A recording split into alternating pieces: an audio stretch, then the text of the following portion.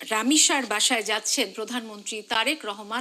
বিকেলের দিক থেকে এলাকাবাসীরা আন্দোলন শুরু করেছিলেন, তারা রাস্তায় নেমে এসেছিলেন।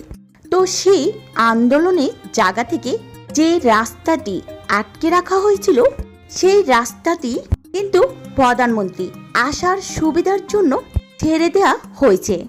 জানা যায় বিকাল 5টার থেকে প্রায় 3-4 ঘন্টা ধরে এই আন্দোলন চলছে। ধারণা করা হচ্ছে প্রধানমন্ত্রী তারেক রহমান মন্ত্রিসভায় মিটিংয়ে ছিলেন।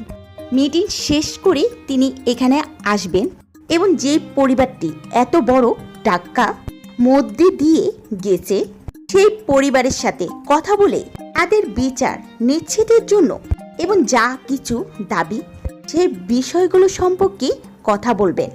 জনতার বীর সুখ জনতা জানতে চায় যে প্রধানমন্ত্রী এই দুঃখজনক ঘটনায় এটির জন্য কত দ্রুত ব্যবস্থা নেওয়ার নির্দেশনা দেন এবং তিনি আসলে কি প্রতিশ্রুতি দিয়ে যান।